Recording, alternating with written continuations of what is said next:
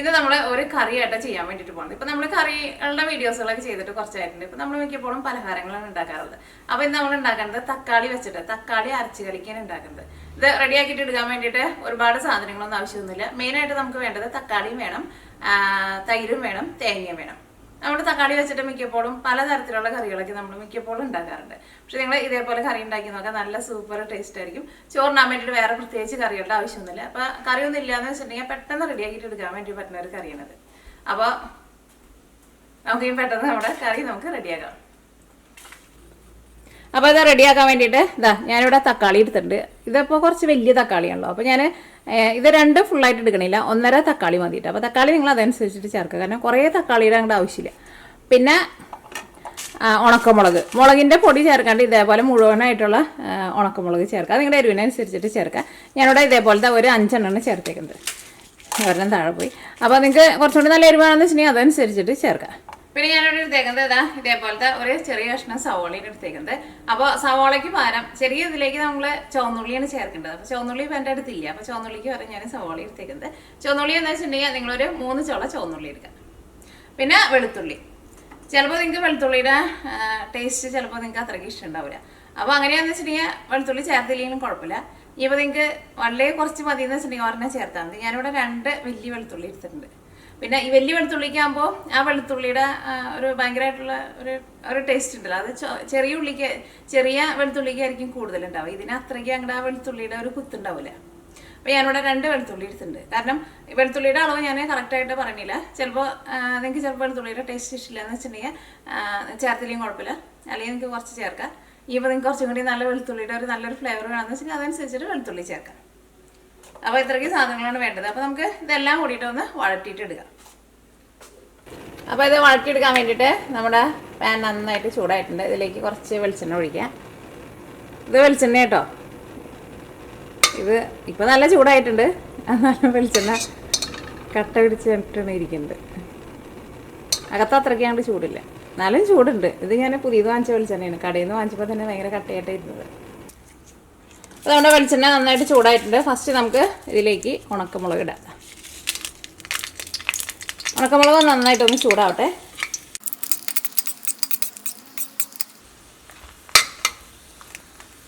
ഞങ്ങളുടെ തീ നന്നായിട്ട് കുറച്ചെണ്ണ വെച്ചിട്ടുണ്ട്. ഇനി വെളുത്തുള്ളി. അപ്പോൾ ഉണക്കമുളക് നന്നായിട്ട് മുരിഞ്ഞിട്ടുണ്ട്. വെളുത്തുള്ളി ഒന്ന് ചെറുതായിട്ടൊന്ന് കട്ട് ചെയ്തിട്ടിടാം. നാടൻ വെളുത്തുള്ളി എന്ന് വെച്ചിട്ടുണ്ടെങ്കിൽ ചെറുതാണല്ലോ, അതിനെ കട്ട് ചെയ്യാണ്ട് ഇടാം, അല്ലെങ്കിൽ രണ്ടായിട്ടൊന്ന് പൊളിച്ചിട്ടിടാം. ഇനി സവോള. അപ്പോൾ സവോളയ്ക്ക് പകരം ചുവന്നുള്ളി ഉണ്ടെന്ന് വെച്ചിട്ടുണ്ടെങ്കിൽ ചുവന്നുള്ളി ചേർക്കണം. സവോള ഇരുന്നാലും ഒരുപാട് അങ്ങോട്ട് ചേർക്കണ്ട കേട്ടോ. ഇനിയിപ്പോൾ നിങ്ങളുടെ അടുത്ത് മുഴുവനായിട്ടുള്ള ഉണക്കമുളക് ഇല്ലയെന്ന് വെച്ചിട്ടുണ്ടെങ്കിൽ, പക്ഷേ ഉണക്കമുളക് ചേർക്കുന്നതാണ് അതിൻ്റെ ടേസ്റ്റ്. മുഴുവനായിട്ടുള്ള ഉണക്കമുളക് ഇല്ലയെന്ന് വെച്ചിട്ടുണ്ടെങ്കിൽ എന്തെന്ന് വെച്ചിട്ടുണ്ടെങ്കിൽ ഫസ്റ്റ് വെളുത്തുള്ളിയും സവോളയും ചേർക്കാണ്ട് ഒന്ന് വാട്ടിയെടുക്കുക. മുരിക്കേണ്ട ആവശ്യമൊന്നുമില്ല, ഒന്ന് വാട്ടിയിട്ട് എടുക്കാമെന്നല്ലേ, ജസ്റ്റ് ഒന്ന് നന്നായിട്ടൊന്ന് ചൂടാക്കിയിട്ട് എടുക്കുക. അത് കഴിഞ്ഞിട്ട് മുളക് പൊടി ചേർക്കുക, നിങ്ങളുടെ എരിവിനനുസരിച്ചിട്ട് ചേർക്കുക. ഇതിപ്പോൾ ഒന്ന് നന്നായിട്ടൊന്ന് വഴന്നിട്ടുണ്ട്. അത് കഴിഞ്ഞിട്ട് നിങ്ങൾ തക്കാളി ചേർക്കുക, കാരണം മുളക് പൊടി ഫസ്റ്റ് ചേർക്കരുത് കേട്ടോ, അപ്പോൾ കരിഞ്ഞു പോകുമല്ലോ. തക്കാളി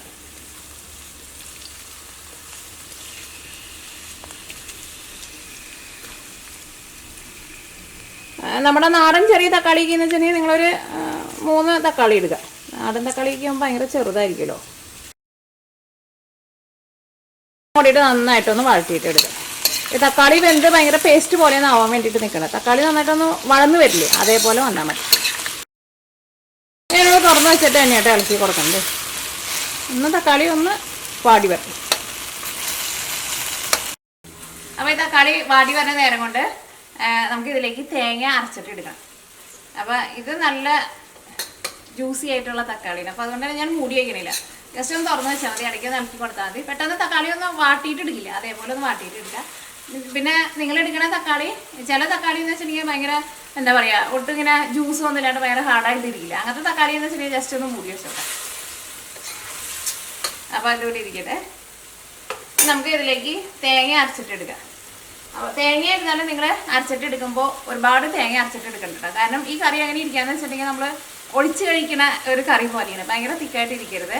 അപ്പോൾ ഒരുപാട് തേങ്ങയൊന്നും ആവശ്യമൊന്നുമില്ല, വളരെ കുറച്ച് തേങ്ങ, ഒരു ചെറിയ കഷ്ണം ഇഞ്ചി, കുറച്ച് ജീരകം, ഇതെല്ലാം കൂടിയിട്ട് നമ്മൾ കുറച്ച് വെള്ളം ഒഴിച്ചിട്ട് നല്ല പേസ്റ്റ് പോലെ അരച്ചിട്ടെടുക്കും.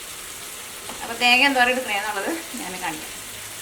നമ്മുടെ തക്കാളിക്ക് നന്നായിട്ടൊന്ന് വാടി വന്നിട്ടുണ്ട്. ഇനി നമുക്ക് തീ ഓഫ് ചെയ്യാം. അപ്പോൾ ഈ തേങ്ങ അരച്ചെടുക്കാം. അപ്പോൾ തേങ്ങ അരച്ചെടുക്കാൻ വേണ്ടിയിട്ട് ഇതേപോലെ നമ്മൾ കയ്യിൽ ഒരു പിടി തേങ്ങ, അത്രയ്ക്ക് തേങ്ങ ആവശ്യമുള്ളൂ കേട്ടോ, കുറേ തേങ്ങ ഇടണ്ട.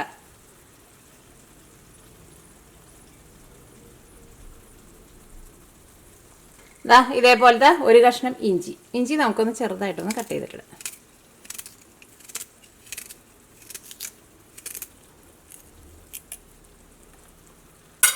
പിന്നെ ഒരു ടീസ്പൂൺ ചെറിയ ജീരകം.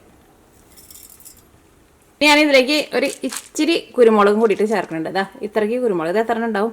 2, 4, 6, 8, 10, ഒരു 11 കുരുമുളക്. കുരുമുളക് ഒരുപാട് ചേർക്കണ്ട. സാധാരണ ഈ കറിയിൽ കുരുമുളക് ചേർക്കില്ല. പക്ഷേ കുരുമുളക് കൂടിയിട്ട് ഇങ്ങനെ തേങ്ങയോട് അരച്ചിട്ട് ചേർക്കുമ്പോൾ ഒരു നല്ലൊരു ടേസ്റ്റാണ്. അപ്പോൾ ഒരുപാട് കുരുമുളക് ചേർക്കരുത് കേട്ടോ.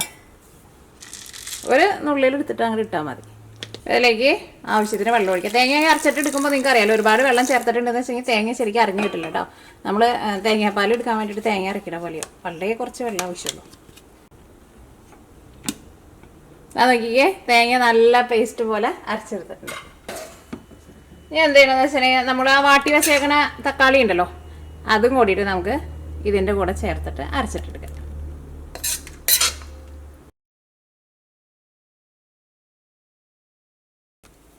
ഇനി ഇതിലേക്ക് കുറച്ച് തൈരും കൂടിയിട്ട് ചേർക്കണം.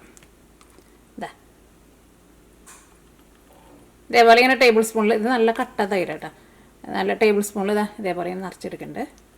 ഇതിന് അത്രയ്ക്ക് അധികം അങ്ങോട്ട് പുളിയില്ല കേട്ടോ. അപ്പോൾ നിങ്ങൾ അതനുസരിച്ചിട്ട് തൈര് ചേർത്തോ. 3, ഒരു 4 ടേബിൾ സ്പൂൺ. ഇത് 4 ടേബിൾ സ്പൂണിൽ കൂടുതലുണ്ടാകും. നമ്മളിങ്ങനെ സ്പൂണിൽ ഇതേപോലെ ഇത്രയ്ക്ക് നിറച്ചിട്ടാണ് എടുക്കണത്. അത് നിങ്ങളൊരു ഏകദേശം അളവിൽ ചേർത്തോ. ഇതിനിപ്പോൾ അധികം പുളിയില്ല. ഇവിടുത്തെ തക്കാളിക്കായിരുന്നാലും അധികം പുളിയില്ല. കുറച്ച് നല്ല പുളിയുള്ളതാണ് ടേസ്റ്റ് ഉണ്ടാവുക. ഇതിപ്പോൾ തക്കാളി ഇതും കൂടി ചേരുമ്പോൾ അത് കറക്റ്റായിട്ട് വന്നോളൂ. ഇതിലേക്ക് നമുക്ക് ആവശ്യത്തിന് ഉപ്പ് ചേർക്കാം. ഉപ്പ് നമുക്കൊരു ഏകദേശം അളവിൽ ചേർക്കാം. അതിൻ്റെ പിന്നെ ലാസ്റ്റ് നമുക്ക് വേണമെന്ന് വെച്ചിട്ടുണ്ടെങ്കിൽ ചേർക്കാം. ഇത് നമുക്ക് നല്ല പേസ്റ്റ് പോലെ അരച്ചെടുക്കാം. ഞാൻ നോക്കിക്കേ, നല്ല പേസ്റ്റ് പോലെ അരച്ചെടുത്തിട്ടുണ്ട്. നമ്മൾ അരച്ചെടുത്തത് നീക്കി വയ്ക്കാം. ഇനി നമുക്ക് ഇതിലേക്ക് കടുക് താളിക്കാം. അപ്പോൾ കടുക് താളിക്കാൻ വേണ്ടിയിട്ട് നമ്മുടെ പാൻ നന്നായിട്ട് ചൂടായിട്ടുണ്ട്. ഇതിലേക്ക് ആവശ്യത്തിന് വെളിച്ചെണ്ണ ഒഴിക്കുക. വെളിച്ചെണ്ണ നന്നായിട്ട് ചൂടായിട്ടുണ്ട്. കടുക് പൊട്ടിക്കുക. കടുക് ഇച്ചിരി കൂടുതൽ ചേർക്കുന്നുണ്ട്. അതേപോലെ തന്നെ കുറച്ച് ഉലുവയും ചേർക്കുക. ഇത്രയ്ക്ക് ഉലുവ. വറ്റൽമുളക് ചേർക്കുക. അപ്പോൾ ഈ കടുക് പൊട്ടട്ടെ.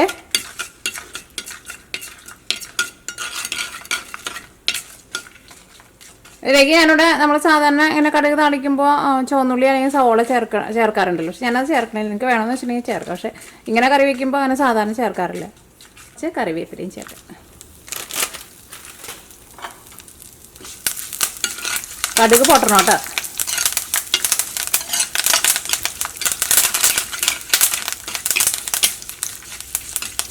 ഒരു 2 നുള്ള് മഞ്ഞൾപ്പൊടിയും ചേർക്കുന്നുണ്ട്.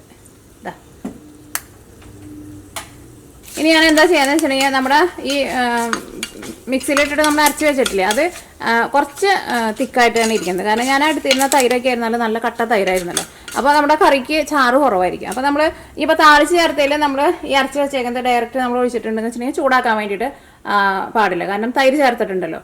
അപ്പോൾ കറി പിരിഞ്ഞ പോലെ വരും. അപ്പോൾ ഞാൻ എന്താ ചെയ്യാന്ന് വെച്ചിട്ടുണ്ടെങ്കിൽ ഇതിലേക്ക് ഞാൻ കുറച്ച് വെള്ളം ചേർത്തിട്ട് ഒന്ന് തിളപ്പിച്ച് കഴിഞ്ഞിട്ട് തീ ഓഫ് ചെയ്ത് കഴിഞ്ഞിട്ട് നമ്മൾ മിക്സിയിൽ അരച്ച് വെച്ചേക്കണ നമ്മുടെ കറിയുടെ പേസ്റ്റ് ചേർക്കാം. കാരണം നമ്മളത് അരച്ചെടുത്തത് ഭയങ്കര തിക്കായിട്ടാണ് ഇരിക്കുന്നത്. അപ്പോൾ നിങ്ങൾ എടുക്കണ തൈരിൻ്റെ അതനുസരിച്ചിട്ട് ഇരിക്കും. ഭയങ്കര തിക്കായിട്ട് വരാമെന്ന് വെച്ചിട്ടുണ്ടെങ്കിൽ നമ്മുടെ കറി നമുക്കിങ്ങനെ ഒരു ഒഴിച്ച് കറി പോലെ നമുക്ക് കഴിക്കാൻ വേണ്ടിയിട്ട് പറ്റില്ലല്ലോ. അപ്പോൾ ഈ വെള്ളം നന്നായിട്ടൊന്ന് തിളച്ചോട്ടെ.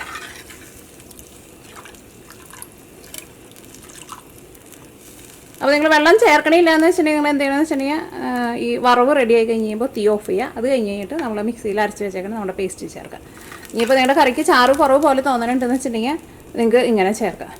അത് നിങ്ങൾ അരച്ചിട്ട് എടുക്കുമ്പോൾ അതനുസരിച്ചിട്ട് വെള്ളം കൂടുതൽ ചേർത്തിട്ട് അങ്ങനെ വേണമെന്ന് വെച്ചാൽ അരച്ചിട്ട് എടുക്കുക. അപ്പോൾ ഒരു വെള്ളത്തിൻ്റെ ഒരു ഒരു ടേസ്റ്റ് വരുമല്ലോ.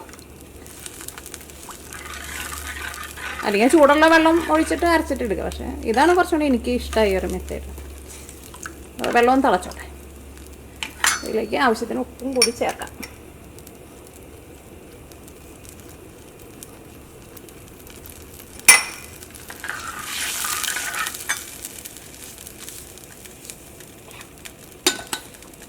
അപ്പോൾ ഒഴിച്ചിരുന്ന വെള്ളം നന്നായിട്ട് തിളച്ചിട്ടുണ്ട്. ഇനി തീ ഓഫ് ചെയ്യാം. ഇനി ഇത് മൺചട്ടി ആയതുകൊണ്ട് ഇതിനകത്ത് ചൂട് നന്നായിട്ട് നിൽക്കും. അപ്പോൾ ഞാൻ തീ ഓഫ് ചെയ്ത് കഴിഞ്ഞിട്ട് ഒരു സെക്കൻഡ് കഴിഞ്ഞിട്ടാണ് അത് ഒഴിക്കണുള്ളൂ കേട്ടോ. സാധാരണ പാനാന്ന് വെച്ചിട്ടുണ്ടെങ്കിൽ നിങ്ങൾക്ക് അപ്പം തന്നെ ഒഴിക്കാം. പക്ഷെ മൺചട്ടി ആകുമ്പോൾ നല്ല ചൂട് നിൽക്കും.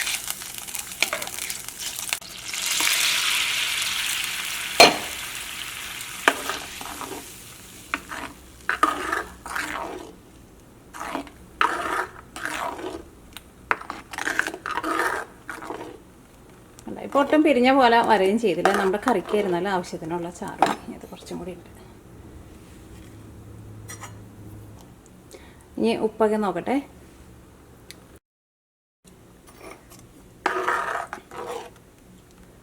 അപ്പോൾ നമ്മുടെ തക്കാളി അരച്ച് കലക്കി റെഡി ആയിട്ടുണ്ട്. ഇതേപോലെ തന്നെ ഇരിക്കണം കറി. ഭയങ്കര ടൈറ്റായിട്ട് ഇരിക്കരുത് കേട്ടോ. കുറച്ച് ഇങ്ങനെ വെള്ളം പോലെ ഇരിക്കണം. ഇങ്ങനെ ചോറിലേക്ക് അങ്ങനെ എടുത്തിട്ട് ഇങ്ങനെ ഒഴിച്ച് കഴിക്കാൻ വേണ്ടി പറ്റുന്ന ഒരു പരിപാടി. അങ്ങനെ നമ്മുടെ തക്കാളി അരച്ച് കലക്കി റെഡി ആയിട്ടുണ്ട്. ഞാനൊന്ന് ടേസ്റ്റ് ചെയ്ത് നോക്കട്ടെ.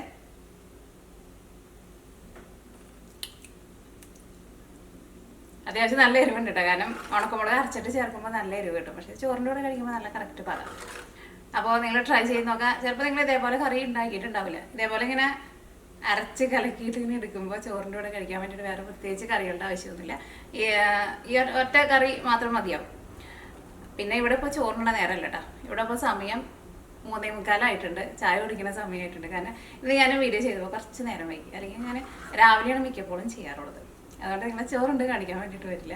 ഈ വൈകിട്ടാണ് ചോറിൻ്റെ കൂടെയാണ് ഈ കറി കഴിക്കാൻ. അപ്പോൾ നിങ്ങൾ ട്രൈ ചെയ്ത് നോക്കാൻ വേണ്ടിയിട്ട് മാർക്ക് ചെയ്തിട്ടോ. ഇന്നിവിടെ നല്ല ചൂടാണ്. ഇന്നിവിടെ 90 ആണ് പറഞ്ഞേക്കുന്നത് സെൻറ്റിഗ്രേഡ്.